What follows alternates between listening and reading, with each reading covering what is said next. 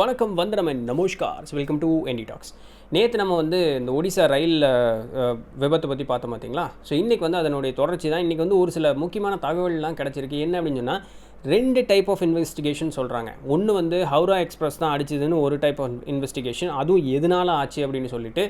ரெண்டாவது, நம்மளுடைய government ministry இருக்காங்க பார்த்தீங்களா, அவங்கெல்லாம் என்ன சொல்கிறாங்க அப்படின்னு சொன்னால், இல்லை இன்னொரு ட்ரெயின் தான் அடிச்சது அப்படின்னு சொல்லிட்டு ஸோ பிபிசிக்கு ரிப்போர்ட் கொடுத்துருக்காங்க.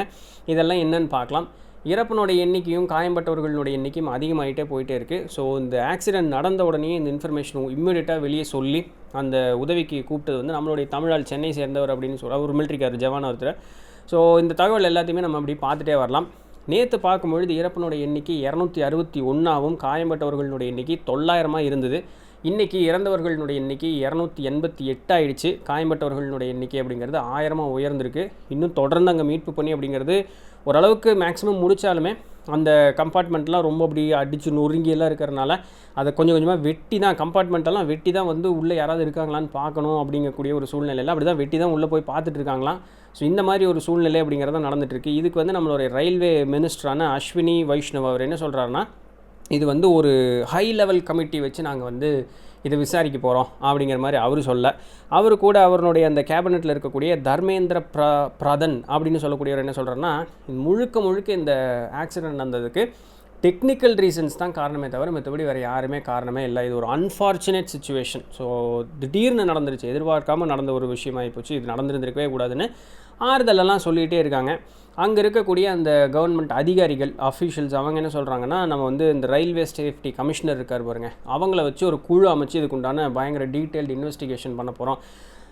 மக்களாக ஆக மொத்தம் அங்கே அமைதிப்படுத்துறதுக்கு இந்த மாதிரி ஸ்டேட்மெண்ட்ஸ் எல்லாம் மாற்றி தந்துக்கிட்டே இருக்காங்க. இப்போது கீழே பிபிசி கொடுத்த ரிப்போர்ட்லாம் பார்க்கும்பொழுது சைல்டிஷாக இருக்குங்க உண்மையாலுமே இவங்க சொல்லக்கூடிய அந்த எக்ஸ்ப்ளனேஷன்லாம். இது எப்போ நடந்தது இன்னும் ஃபுல் டீட்டெயிலே அவங்க தரல. இருந்தாலுமே இந்த இன்சிடெண்ட் எப்போ நடந்ததுன்னா, வெள்ளிக்கிழமை 6:55 சாயங்காலம் 6:55 நடந்ததாக சொல்கிறாங்க. கொல்கட்டாவிலேருந்து 270 கிலோமீட்டர் டிஸ்டன்ஸில் இருக்கக்கூடிய அந்த ரயில்வே ஸ்டேஷனில் தான் இந்த ஒரு நிகழ்வு அப்படிங்கிறது நடந்துருந்துருக்கு. எங்கே நடந்தது முதல் ட்ரெயின் என்னென்னா கோரமண்டல் எக்ஸ்பிரஸ். ஷாலிமார் அப்படின்னு சொல்லக்கூடிய வெஸ்ட் பெங்காலில் இருக்கக்கூடிய ஷாலிமார் ஸ்டேஷன்லேருந்து சென்னைக்கு அந்த ட்ரெயின் கிளம்பி வந்துட்டு இருந்திருக்கு. கோரமண்டல் எக்ஸ்பிரஸ் வெஸ்ட் பெங்காலிலேருந்து சென்னைக்கு வந்துட்டுருக்குங்க. ஹவுரா சூப்பர் ஃபாஸ்ட் எக்ஸ்பிரஸ் அப்படிங்கிறது யஷ்வந்த்பூர்னு சொல்லக்கூடிய பெங்களூர்லேருந்து ஹவுரா கிளம்பி போயிட்டுருக்கு. ஸோ இப்படி போயிட்டுருக்கு. 3வது ட்ரெயின் பார்த்தீங்க அப்படின்னு சொன்னால், அங்கே பஹனாகா பஜார் ஸ்டேஷனில் குட்ஸ் வண்டி அங்கே நிலையாக நின்றுட்டுருக்கு, ஸ்டேஷன் ஆகி நின்றுட்டுருக்கு. இந்த 3க்குள்ளே தான் ஆக்சிடென்ட் நடந்தது. ஸோ இதை பற்றி நம்ம ரயில்வே ஸ்போக்ஸ் பர்சனான அமிதாப் சர்மா அப்படிங்கிறவர் பிபிசிக்கு என்ன தகவல் சொல்லியிருக்காரு அப்படின்னு சொன்னால், அங்கே அந்த பஹனகா பஜார் ஸ்டேஷன் இருக்குது பார்த்திங்களா, அதில் 4 லேன் இருக்கான். ஸோ 4 தண்டவாளம் 4 தண்டவாளம் இருந்திருக்கு. அதில் தண்டவாளம் 1லேயும் 4லேயும் பார்த்தீங்க அப்படின்னு சொன்னால் சரக்கு ரயில் நிறுத்தி வச்சுருந்துருக்காங்க. அது நகரில் எதுவுமே ஆகலை, அது நிறுத்தி வச்சுருந்துருக்காங்க. தண்டவாளம் 2லேயும் 3லேயும் தான் இந்த ட்ரெயின் எதிர்த்து திசையில் வந்திருந்திருக்கு. இது வந்திருக்கும் பொழுது அந்த கோரமண்டல் எக்ஸ்பிரஸ் முதல் ட்ரெயின் எதையா அடிச்சது அப்படின்னு கேள்வி கேட்டால் இவங்க என்ன சொல்கிறாங்கன்னா, ரயில்வேஸ்னுடைய ஸ்போக்ஸ் பர்சன் என்ன சொல்கிறாருன்னா, அமிதாப், கோரமண்டல் எக்ஸ்பிரஸ் தான் அடிச்சிருக்கு. 2 ட்ரெயினுமே பயங்கர ஃபாஸ்ட்டாக வந்திருக்கு. கோரமண்டல் எக்ஸ்பிரஸ் தான் போய் அந்த லூப் லைனில் போய் கூட்ஸ் வண்டியில் அடித்து அதில் தடம் புரண்டது அந்த ஹவுரா எக்ஸ்பிரஸ் கரெக்டாக அதே நேரத்தில் வர இந்த பெட்டிகள்லாம் போய் அதில் அடித்து தான் இது கீழே சார்ஞ்சிருச்சு அப்படின்னு சொல்லி அவர் ரிப்போர்ட் தரார். இப்போ இந்த இமேஜ் பார்த்தீங்க அப்படின்னு சொன்னால் நல்லா தெரியும். அந்த சிவப்பு கலர் பொட்டி இருக்குது பார்த்தீங்களா, அதுதான் கோரமண்டல் எக்ஸ்பிரஸ். ப்ளூ கலர் பொட்டி ஹவுரா எக்ஸ்பிரஸ்ஸு.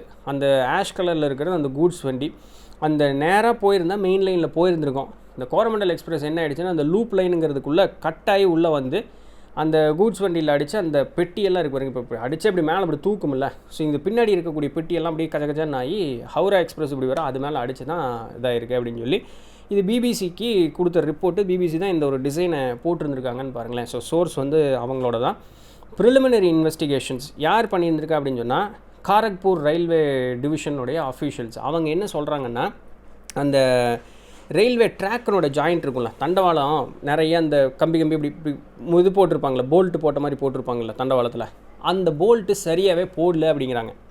இப்போ இந்த போல்ட்டு சரியாக போடல அப்படிங்கிற ஒரு காரணத்தினால அந்த நம்ம ஸ்டேஷன் மாஸ்டர் இருப்பார்ல, அங்கேருந்து அந்த தண்டவாளத்தை மாற்றுறதுக்கு அந்த சிக்னல் மாற்றி விடுவாங்களே, அந்த தண்டவாளம் டக்குன்னு இப்படி அந்த ட்ராக் இப்படி மாறும் தெரியுமா, கவனிச்சிருக்கீங்களா? அந்த மாற்றி விடும்பொழுது அவர் மாற்றி விட்டுருந்துருக்கார். இங்கே அந்த போல்ட்டு சரியாக போடல அப்படிங்கிறதுனால அந்த லேன் மாறல. இதனால தான் போய் அந்த ஆக்சிடெண்ட்டே ஆயிருந்திருக்குன்னு அவங்க சொன்ன ப்ரிலிமினரி இது வந்து அவங்க சொல்லியிருந்திருக்காங்க. அதனால பெங்களூர் ஹவுரா எக்ஸ்பிரஸ் இருக்குது பார்த்திங்களா, யஷ்வந்த்பூர்லேருந்து வந்த ஹவுரா எக்ஸ்பிரஸ், அதுதான் போய் கோரமண்டல் எக்ஸ்பிரஸில் அடிச்சிருக்கு. கோரமண்டல் எக்ஸ்பிரஸ் வந்து இங்கே கூட்ஸ் ரயிலில் அடித்து அப்படி தான் வந்து தடமுருண்டிருக்கு அப்படிங்கிறத இவங்களுடைய ப்ரிலிமினரி ரிப்போர்ட்டு. ஆனால் கவர்மெண்ட் அஃபிஷியல் சொல்கிறது என்ன அப்படின்னு சொன்னால், கோரமண்டல் எக்ஸ்பிரஸ் தான் போய் ட்ராக் மாதிரி லூப் மாதிரி போய் இதில் அடித்து பெட்டியெல்லாம் கவுந்து இதாகிடுச்சு அப்படின்னு சொல்லி, ஸோ அந்த காரக்பூர் அவங்க ஆஃபிஷியல் சொன்னதை அப்படியே விட்டுட்டாங்க. இவங்க என்ன சொல்கிறாங்களோ அதுக்கு உண்டான எக்ஸ்ப்ளனேஷனுக்கு கரெக்டாக அந்த கதை சொல்லிகிட்டு இருக்காங்க. ஆண்டவனுக்கே வெளிச்சம் உண்மையாலுமே என்ன நடந்தது அப்படின்னு சொல்லிட்டு. அதுல் கர்வா அப்படின்னு சொல்லக்கூடிய ஒரு chief national disaster response force NDRFன்னு சொல்லக்கூடியது. ஸோ இன்னும் தொடர்ந்து அங்கே அந்த மீட்பு பணி எல்லாமே இது பண்ணிகிட்டே இருக்காங்க. ஏகப்பட்ட ஆம்புலன்ஸு, டாக்டர்ஸ், அதான் முடிஞ்ச அளவுக்கு அந்த வீடியோஸ் எல்லாம் நெட்டில் காமிக்கிறாங்க அப்படின்னு சொன்னால், இல்லை நியூஸில் காமிக்கிறாங்க, பிக்சர்ஸ் எல்லாம் இருக்குது அப்படின்னு சொன்னால், உங்களுக்கு இலகினமான சார் தான் நீங்களும் பார்க்காதீங்க. குழந்தை முன்னாடியெல்லாம் வந்து தயவு செஞ்சு காட்டாதீங்க. அந்த ஒரு சென்சேஷன் க்ரியேட் பண்ணி அவங்களுடைய வியூஸ் அதிகம் பண்ணுறதுக்காக நிறைய நியூஸ் சேனல்ஸ் நாங்கள் லைவ் டெலிகாஸ்ட் கொடுக்குறோம், அங்கே பாருங்கள் அது எப்படி இருக்குது இப்படி இருக்குது, நாங்கள் தப்பிச்சவங்கள்ட்ட பேட்டி எடுக்கிறோம், அந்த மாதிரியெல்லாம் சொல்லி பயங்கரமாக ஒரு மாதிரி, அதாவது மனசை பதவதைக்கக்கூடிய அந்த ஒரு விஷயத்தை இவங்களுடைய தேவைக்காக அதை டெலிகாஸ்ட் பண்ணிக்கிட்டே இருக்காங்க. ஸோ பார்த்துருந்தா சரி. ஒரு நாளைக்கு இந்தியாவில் மட்டும் பார்த்தீங்கன்னா சராசரியாக 12,000 பேசஞ்சர்ஸ் வந்து இந்த ரயில்வே இதை யூஸ் பண்ணி கம்யூட் பண்ணிட்டுருக்காங்க. ஸோ இது ஒரு பெரிய ஒரு நெட்வொர்க்கு. இப்போ ஒரு பெரிய ஒரு அடி வாங்கிருச்சு அப்படிங்கிறனால இவ்வளோ பெரிய ஒரு நெட்வொர்க்கும் ஸ்தம்பிச்சு தான் இருக்குது. என்ன திருப்ப காரணம் சொல்கிறாங்கன்னா, Indian railway system completely outdated மாடலில் இருக்குது. எதுவுமே வந்து அந்த கவச்ன்னு சொல்லக்கூடிய அந்த ஒரு மெத்தட் இருக்குது பார்த்தீங்களா, ஸோ அந்த கவச் மெத்தட் வந்து இன்னும் நிறைய இடத்துல இன்ஸ்டாலே பண்ணல. அது பண்ணியிருந்தால் இந்த பிரச்சனை வந்திருந்திருக்காது அப்படின்னு சொல்லி ரயில்வே மினிஸ்டரே சொல்கிறாரு. அப்போ ஏன் இன்ஸ்டால் பண்ணல அப்படின்னு சொன்னால், நாங்கள் பண்ணாதது தான் பிரச்சனை, இதேவே திருப்பி சொல்லிக்கிட்டே இருக்கிறாங்க. ஆக மொத்தம் மக்களை வந்து ஒரு மாதிரி மனசை சாந்திப்படுத்தி சப்பக்கட்டு காட்டுறதுக்கு என்னென்னமோ பண்ணிகிட்டு இருக்காங்க. இந்த NDRFல இருந்த வெங்கடேஷ் NK அப்படிங்கிறவர் வந்து தான் வெஸ்ட் பெங்கால்லேருந்து இங்கே சென்னைக்கு அவருக்கு லீவில் கிளம்பி வந்திருக்கப்பா. அவர் மனுஷன் பாருங்கள், லீவில் வந்தவருக்கு ஒரு இது பாருங்கள், அங்கேருந்து கிளம்பி வந்திருக்காரு. AC coach, 3rd tier AC கோச்சில் சீட் நம்பர் 58 அந்தளவுக்கு வாங்கிட்டாங்க. அவர் எங்கே உட்காந்துட்டு இருந்தார் அப்படிங்கிற அளவுக்கு. 39 வயசானவர் 2nd Battalion கொல்கட்டாவில் வந்து ஸ்டேஷனாக இருந்திருக்கார். ஸோ அங்கே வெஸ்ட் பெங்கால்லேருந்து இங்கே வந்துட்டுருக்கார் சென்னைக்கு. வரும்பொழுது அவர் என்ன ஸ்டேட்மெண்ட் கொடுக்குறாருன்னா, எங்களுக்கு வந்து திடீர்னு இருந்தாப்புல நல்ல ஒரு தட்டார்னு ஒரு அடித்த ஒரு இது வந்து எங்களுக்கு தெரிஞ்சோன்னே டக்குன்னு நான் சுதாரிக்கும் பொழுது மக்களெல்லாம் அப்படி மேலேருந்து கீழே விழுகிறாங்க. அந்த இது படுத்துட்டு இருந்தாங்களா எல்லாம் அப்படி கீழே விழுகிறாங்க. டக்குன்னு அங்கேருந்து எங்களோடது தடம் புரண்டுருச்சு. ஆனால் என்ன அந்த நசுங்கி அடுத்ததில் போய் அடித்து அப்படியெல்லாம் ஒன்றும் ஆகலை. டக்குன்னு நான் இம்மிடியேட்டாக வெளியே வந்து முடிஞ்ச அளவுக்கு அங்கே இருந்தவங்க எல்லாத்தையும் வெளியே கொண்டு வந்து உட்கார வச்சிட்டேன். ஃபஸ்ட்டு ஆள் முதல்ல வெளியே கொண்டு வந்து உட்கார வச்சோன்னா ரெடி ஆயிரு அப்படின்னு சொல்லிட்டு அங்கேருந்த எங்களோட அந்த ஆர்மி அந்த சீஃப் இருப்பார்ல, அவருக்கு வந்து இமீடியட்டாக அந்த வாட்ஸ்அப்பில் வந்து லொக்கேஷன் இது பண்ணிவிட்டு இந்த மாதிரி இதாகிடுச்சு, கொஞ்சம் சீக்கிரம் கிளம்புவாங்கன்னு சொல்லிவிட்டு அவங்களுக்கெல்லாம் இன்டிமேட் பண்ணிட்டு முடிஞ்ச அளவுக்கு யாரெல்லாம் காப்பாற்ற முடியுமா காப்பாற்றினேன். அடுத்தது பக்கத்தில் அது ரொம்ப கிராமம் போல் இருக்குது அந்த ஊர். ஒரு சின்ன ஒரு மெடிக்கல் ஷாப் மாதிரி தான் இருந்தது. அவங்ககிட்ட போய் கெஞ்சி கூத்தாடி, அவர் கெஞ்சி கூத்தாடி, அதாவது அங்கே போய் சொன்னோன்னு பரவாயில்லைங்க. மக்கள் உண்மையாலுமே என்னென்னா, அந்த மொபைல் டார்ச் லைட் இருக்குல்ல, மொபைல் லைட்டு, அது கையில் இருக்க பேட்ரி டார்ச்சு, அதெல்லாம் தான் அடித்து தாங்க அவங்க தாங்க உண்மையாலுமே ஃபஸ்ட் ரெஸ்கியூ. இவர் போய் எல்லாம் அந்த சவுண்டு கேட்டு இவர் போய் அந்த மெடிக்கல் ஷாப்பில் சொல்லி, உங்கள்கிட்ட என்ன மருந்து இருந்தாலும் சரி அதை கொண்டு வந்து இம்மிடியட்டாக உங்கள்கிட்ட காசு பணம் பார்க்காத, இந்த மாதிரி ஆகிப்போச்சுன்னா அவங்க எல்லாம் கொண்டு வந்து கொடுத்துருக்காங்க பாருங்களேன். நம்ம நார்த் இந்தியன்ஸ் என்னமோ சொல்கிறாங்க, உதவின்னு சொன்னால் உடனே ஓடி வந்துடுறாங்க பாருங்க. அந்த மாதிரி டக்குன்னு எல்லாம் சொன்னோன்னா அந்த ஊர் மக்கள்லாம் வந்து கொடுத்து அந்த காயம்பட்டவர்களுக்கு சின்ன ஒரு மெடிக்கல் ஷாப்பு, அந்த அத்தனை எல்லாம் பொருளெல்லாம் கொடுத்து எல்லாம் ஹெல்ப் பண்ணி இத்தனையும் பண்ணியிருக்காங்க. ஸோ அதற்குள்ளே எல்லாம் வந்தாச்சு. ஒரு ரெஸ்கியூ ஆப்ரேஷன் முடிஞ்ச அளவுக்கு நம்ம ஆர்மி உள்ளே வர்றதுக்குள்ளே இவங்க எல்லாமே பண்ண முடிஞ்ச அளவுக்கு பண்ணிட்டாங்க. ஸோ இதுதான் வந்து நிகழ்வு.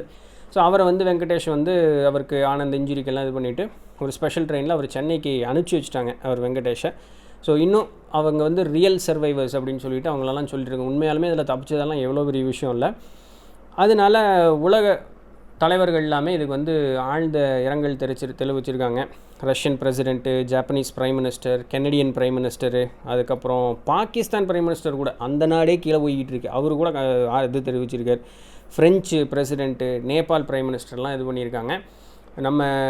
நம்ம பிரைம் மினிஸ்டர் வந்து இதுக்குண்டான முக்கியமான ஆள் யார் அப்படின்னு கண்டுபிடிச்சி நாங்கள் வந்து கண்டிப்பாக இதுக்குண்டான பயங்கரமான நடவடிக்கை எடுக்கவே போகிறோம். அதான் நம்ம ஆளுகளோடது ஃபுல்லாக ஸ்டேட்மெண்ட் ஓரியன்டாக தான் இருக்குது இப்போ வரைக்கும். சரி, தப்பு இல்லை. இப்போது எல்லாம் இன்னும் ரெஸ்கியூ தானே போயிட்டுருக்கு.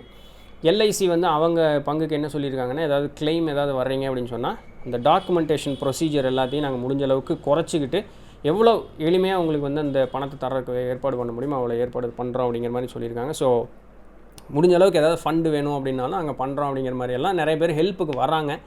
நல்ல விஷயம். பார்ப்போம் இன்னி வந்து இவங்க ஃபைனல் ரிப்போர்ட் என்ன சொல்கிறாங்க அப்படிங்கிறது வந்து தெரியல. இது இப்போ வரைக்கும் இதுதான் நியூஸு. ஸோ 2 ரிப்போர்ட் இருக்குது. ஒன்று அந்த கரக்பூர் அஃபீஷியல்ஸ் ரிப்போர்ட் ஒன்று, இன்னும் நம்ம கவர்மெண்ட் அஃபீஷியல் சொல்கிற ரிப்போர்ட் ஒன்று. எது உண்மை எது நடக்கும் அப்படிங்கிறது ஆண்டவனுக்கே வெளிச்சம். பொறுத்திருந்து பார்ப்போம். இனி நாளைக்கோ இல்லை நாளான்னைக்கோ இல்லை எப்போ அந்த ஃபைனல் ரிப்போர்ட் வெளியே கொடுக்குறாங்க, என்ன ஃபைனல் கன்க்ளூஷன் அப்படிங்கிறத தொடர்ந்து பார்ப்போம். சரிங்களா? ஸோ நேற்று சொன்ன அதே விஷயந்தான். இறந்தவர்களுக்கு அவர்கள் ஆன்மா சாந்தி அடைவதற்கு நம்ம வேண்டிக்குவோம். அது ஒன்று தான் நம்மளால் பண்ண முடிஞ்சுது, பண்ணுவோம். சரிங்களா? ஸோ நாளை சந்திப்போம். இது ஒன்றா இதோடைய அப்டேட் பார்க்கலாம், இல்லை வேறு ஏதாவது ஒரு செய்தி இருந்தால் பார்ப்போம். ரைட். ஸோ அதுவரையும் தொடர்ந்து இருந்திருங்கள். நான் உங்கள் Nithilan Dhandapani. பாய்.